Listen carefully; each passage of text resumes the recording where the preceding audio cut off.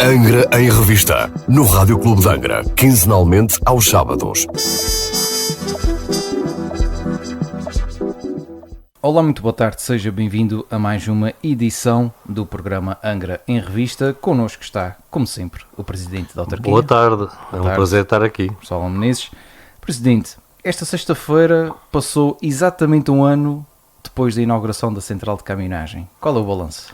Creio que é um balanço muito positivo, as pessoas já se habituaram a utilizá-la, o trânsito na cidade ficou bastante melhor, permitiu remover aquele semáforo que existia ao pé dos bombeiros, permitiu também voltar a pôr a passadeira que as pessoas atravessavam sempre de corrida ali no canto da Praça Velha, e creio que demos passos muito positivos no sentido do ordenamento do trânsito na cidade. Contudo, houve uma certa inércia no que diz respeito à reformulação das carreiras de autocarros. Isso era para ter acontecido no princípio deste ano, não aconteceu porque, entretanto, a empresa concessionária entrou numa fase de grandes mudanças, aliás, de transformação total. A EVT está a dar lugar a outra empresa e nós resolvemos esperar um pouco e esperar que a empresa também tenha a oportunidade de se reorganizar. Agora faltam dois passos essenciais. O primeiro é o repensar o transporte escolar. E repensar o transporte escolar também implica repensar as áreas pedagógicas de cada escola, porque nós nesta altura temos crianças e jovens a passar à porta de uma escola para ir para outra e vice-versa, portanto temos uma situação muito desordenada no transporte escolar e é preciso resolver isso. E a segunda passa pela criação das novas carreiras que estão previstas no estudo que entretanto foi feito para a zona urbana, de forma a servir melhor esta zona que vai aqui de São Mateus até à Ribeirinha e, portanto, dar aqui uma outra configuração. E para isso temos que esperar mais algum tempo até que a empresa ganhe forma e que as coisas, enfim, saiam deste espaço de indefinição que tem acontecido nestes últimos tempos. Vamos a ver se nos próximos meses isso acontece. Agora, no que diz respeito ao terminal, foi um bom investimento e deu outra qualidade ao serviço aqui em Angra. E a verdade é que ao início foi estranho, mas agora, passado um ano, as pessoas já se habituaram. Já se habituaram. Portanto, e tem outro conforto também. Tem outro conforto, e está em pleno funcionamento, já se vê outro movimento e outra vida, portanto as coisas ganharam de facto a forma que se pretendia, embora ainda não tenhamos atingido o objetivo, que era ter uma rede completamente reestruturada de carreiras aqui na zona da cidade, o que ainda não aconteceu. Presidente, algo que passou a acontecer e que não acontecia antes de existir a Central de Caminhagem são os autocarros aqui à saída do Bailão virarem diretamente em direção ao Fanal. Esta reestruturação da via está a ser adiada para se juntar ao Alto das Covas? Como é que se vai proceder? O que se está a fazer neste momento é preparar a obra no Alto das Covas, que não deve ser feita antes das São Joaninas por motivos óbvios, e depois criarmos condições para que autocarros e também os privados possam voltar para baixo. Não há nenhuma razão para que isso não aconteça e, portanto, aquela faixa que está no meio pode ser transformada numa faixa de manobra destinada exatamente a quem quer entrar mais abaixo para o Bailão, quem quer sair cá em cima, permitindo que se vire diretamente para cima ou se vire para baixo. Portanto, é que esta restrição que agora existe e que obriga quem está no Bailão a sair, indo lá acima junto ao campo de jogos e voltar para baixo, deixa de ser necessário, portanto vamos caminhar nesse sentido, já foram feitos os necessários projetos, portanto estamos agora na fase de preparar a obra. A verdade é que a Angra prepara algumas obras significativas, não só no Alto das Covas, o mercado, por aí fora, portanto temos aqui muito investimento. Esta zona da cidade do Alto das Covas, na sua ligação com o mercado, vai sofrer uma transformação importante com a obra. Claro que até lá ainda vamos penar um bocadinho, exato, porque isto, antes de ficar bom, ainda vai ficar pior, porque obviamente a obra vai trazer problemas e restrições aqui à circulação, portanto é uma daquelas obras que tem grandes vantagens futuras, mas exige aqui um período de alguma dor até chegar lá. Muito bem, Presidente, uma obra que já está com boa cara é aquela mesmo por cima da Câmara, virada para a Rua do Gal, onde serão os novos serviços? Essa já está acabada, portanto nesta altura estamos a entrar na fase do equipamento, no sentido de permitir uma melhor qualidade ao serviço e criar um novo balcão de atendimento onde era a antiga loja, e no sentido também de permitir no edifício dos Patos do Concelho fazer uma reestruturação, criando uma sala especificamente destinada a reuniões, e em particular às reuniões da Assembleia Municipal, para evitar estarmos sempre a montar e a desmontar o salão nobre, que traz desgaste no sobrado e em todo o material. Portanto, estamos a falar de um salão que tem uma decoração muito rica e que sofre um pouco maus tratos cada vez que é montado e desmontado. E para evitar que isto esteja sempre a acontecer, está a ser preparada essa transformação do edifício Espaços do Conselho, de forma a dar-lhe um ar mais cerimonial e passar o atendimento para uma loja especificamente desenhada com esse objetivo. Muito bem. Presidente, no passado dia 2 celebrou-se e assinalou-se, aliás, o dia de consciencialização sobre o autismo. Foi realizado um pequeno momento em frente à autarquia. Vários das reivindicações de pais e não só, é para a falta de profissionais por aí fora.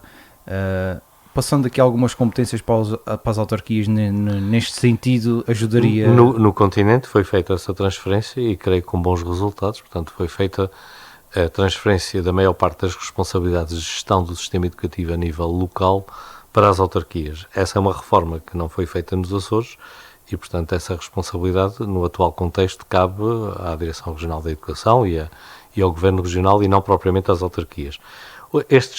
O problema do autismo é daqueles que tem, digamos, uma maior expressão, mas há um conjunto de outras questões de natureza educativa que precisam de ter um investimento maior, até porque cada vez mais temos uma consciência maior da sua existência. Muitos destes casos, há uns anos atrás, passavam despercebidos, não eram devidamente identificados. Agora que se faz uma identificação melhor e que se tem uma noção melhor daquilo que pode e deve ser feito, creio que está na altura também de investirmos nesse campo e de darmos um melhor apoio às famílias que enfrentam esse tipo de situações.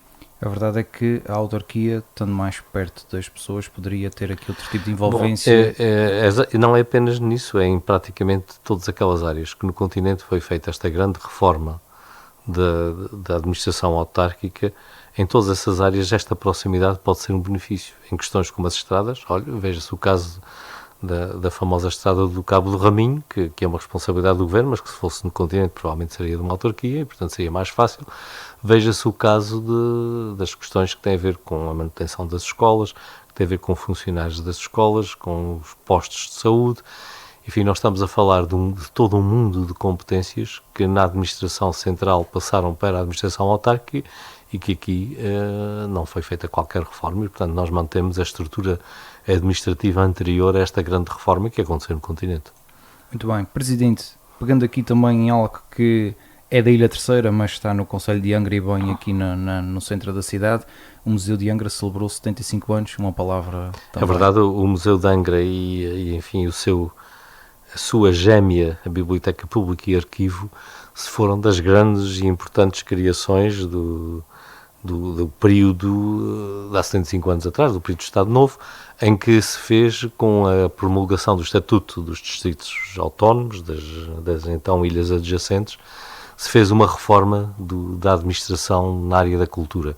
Isso permitiu a criação dessas duas importantíssimas instituições. As duas nasceram pela mão da mesma pessoa, do Dr. Batista de Lima, e a verdade é que essas duas instituições vieram 75 anos depois, e já num regime democrático e num enquadramento completamente diferente, vieram a constituir-se como dois dos pilares fundamentais da cultura na nossa cidade, na nossa ilha. E por isso creio que estamos todos de parabéns com este aniversário e particularmente de parabéns por ver que quer uma instituição, quer a outra, estão ativas e com energia e continuam a crescer e continuam a ser participantes ativos na vida cultural da ilha. É importante também marcar esta data e também, já agora, pedir às pessoas que continuem a ir ao museu. Temos um excelente espólio militar. Aliás, há uma belíssima forma de nós percebermos a história desta ilha. Aliás, a história dos Açores e a história do Atlântico é uma visita a qualquer um dos polos do museu, ao museu em São Francisco ou ao museu militar ali no pé do Tanque do Azeite, no antigo Hospital Militar da Boa Nova. Portanto, são dois lugares que nenhum terceirense deveria viver sem visitar. Já agora, para assinalar, hoje há concerto da Filarmónica Rainha Santa Isabel das 12 Ribeiras com a participação da banda Artefado, exatamente no museu, a partir das 21 horas. Fica aqui também É uma boa oportunidade de ir nota. conhecer o museu num dia especial. Exatamente, e a entrada é livre, portanto não há aqui É só vantagens. razões de queixa.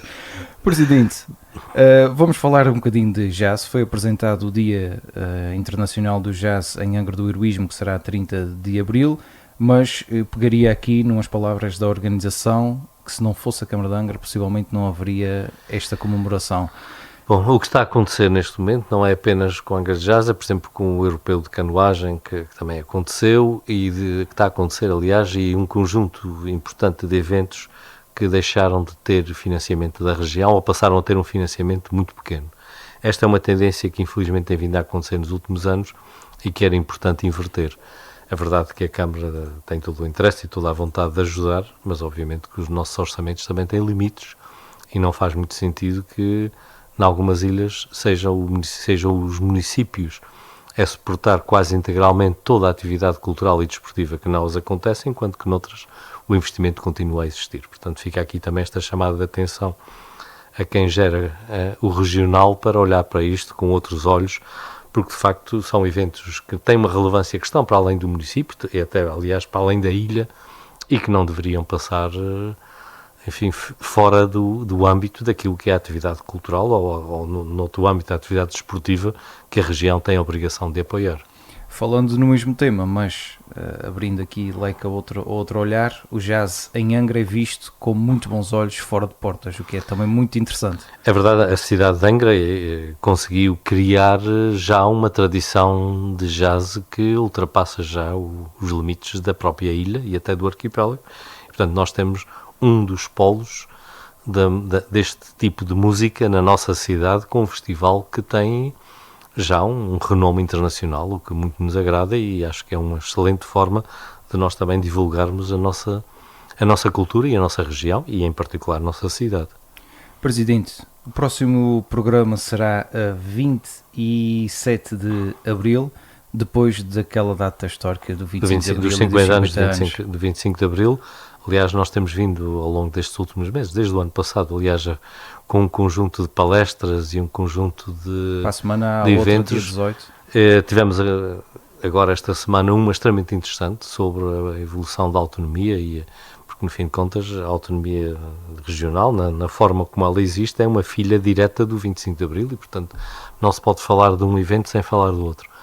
E, na verdade, estas conferências, este ciclo de conferências, tem permitido trazer um conjunto de pessoas muito interessante aqui à cidade e criar também um debate interessante sobre esta matéria. Para além disso, tem havido um conjunto de outros eventos culturais, desde os concertos até ao teatro, até às palestras e aos eventos nas escolas, que creio que têm permitido criar uma consciência bem maior das consequências do 25 de Abril, e não tanto como evento histórico, mas mais olhando para as consequências presentes, ou seja, a defesa constante da democracia, dos direitos individuais, da liberdade. Isso são valores que não têm idade e, portanto, 50 anos depois continuam tão atuais como naquela altura. Muito bem, e essa mensagem que é passada nas escolas também é de bastante importância, porque os jovens de hoje muitas vezes passam ao lado daquilo que é a história, a nossa história. Bom, mas neste caso nem sequer, a nossa preocupação já nem sequer é a história, a nossa preocupação é de facto a consciencialização do valor imenso que é a convivência democrática e a possibilidade de cada um pensar, dizer e fazer aquilo que a sua consciência lhe dita. E esse é que é um valor universal e um valor intemporal, e por isso, quando hoje falamos de 25 de Abril neste contexto, estamos a falar dos dias de hoje e estamos a falar do futuro, porque a defesa destes valores não tem tempo e a verdade é que as coisas por vezes levam caminhos estranhos, e quando se pensa que tudo está seguro e tudo está controlado, afinal as coisas não estão, e por isso é fundamental continuar esta divulgação e esta consciencialização para os valores democráticos. Presidente, nós raramente falamos de desporto, que não é bem a sua área, mas sei que o Presidente hoje vai entrar nessa área, até porque já abordou aí o Campeonato Europeu de Canoagem de Mar, que decorre este fim de semana na Ilha Terceira. O campo da Vila de São Mateus tem uma nova designação, passou a ser Campo Carlos Alberto Sousa. É uma justa homenagem a uma pessoa que se distinguiu no futebol e que teve em São Mateus o polo da sua atividade. Portanto, eu creio que andou bem a Assembleia de Freguesia de São Mateus em fazer a proposta e a Câmara em apoiar esta atribuição deste nome, porque de facto é uma memória que deve ser preservada e, portanto, agora, cada vez que aconteça lá um evento, falaremos num nome que merece ser lembrado. Até porque é um campo que atualmente recebe o alberga Lusitânia, exatamente portanto, muitos jogos de caráter nacional. E também. tem ali um foco importante de atividade esportiva, e o que vai permitir que, de facto, este nome seja mantido na memória das pessoas. Muito bem. Presidente, já agora, como é que a autarquia olha, por exemplo, para a mudança do rally para a Praia da Vitória? O rally continua na Ilha Terceira, portanto não é propriamente um assunto que nos traga grandes problemas, portanto o rally, a Praia da Vitória obviamente terá que assumir uma fatia maior do financiamento, mas isso é o normal das coisas e portanto eu acho que aquilo que nós temos que dizer e fazer sempre na Ilha Terceira é que o que é bom para a praia é bom para a Angra e vice-versa, e portanto o rally continua ao serviço da ilha e acho que ninguém se importou de cruzar a fronteira Conselhia para ir ver o rally à praia, portanto isso não é problema nenhum e a verdade é que a praia também precisa de ter movimento e precisa de ter atividade e portanto eu espero que as pessoas tenham saído lá agradadas. Nos últimos anos, e falando de desporto motorizado, tem sido bastante descentralizado, diria assim, porque antigamente tínhamos especiais sempre no centro de Angra, depois passou a haver nos biscoitos, agora na praia. Também é bom esta rotatividade. É muito bom essa rotatividade, até porque a nossa ilha é uma ilha que tem uma economia e uma sociedade perfeitamente integradas. Eu creio que todos nós temos família e amigos na praia, todos nós vamos à praia como quem vai a Angra ou como quem vai a outro lugar qualquer da ilha. Portanto, não existem fronteiras internas e nós temos que todos que fazer rodar as coisas e em particular, temos que levar atividade a todos os cantos da ilha e não podemos deixar que um concelho fique menos ativo ou de alguma maneira venha a sofrer ou esteja a sofrer algum apagamento económico que não é bom para o futuro da ilha. Por isso a praia tem todo o meu apoio nestes eventos. Muito bem. Presidente, hoje, 13 de Abril, celebra-se o Dia do Beijo e pegando numa expressão de Fernando Mendes, eu perguntava-lhe se quer mandar beijinhos para alguém. Eu mando beijinhos para todas as nossas ouvintes e para todos os nossos ouvintes, enfim, e dizer que de facto o beijo como expressão de afeto também é um aspecto importante das nossas vidas e eu espero que todos tenham a sua oportunidade de uns beijos lá em casa. Olha, também da minha parte, beijo para toda a gente que queira. Portanto, ficamos hoje por aqui com este Dia Internacional do Beijo. É sempre bom recordar estas datas. Beijinhos, não é? Beijinhos, exatamente. Pegando aqui numa frase típica de Fernando Mendes, vamos mandar beijinhos para alguém, de certeza. Presidente, foi um gosto tê-lo mais uma vez no Muito obrigado, de Angra. foi um prazer. Continuação de bom fim de semana para si. Para quem nos ouve também, continuação de um bom fim de semana. Angra em Revista, no Rádio Clube de Angra, quinzenalmente aos sábados.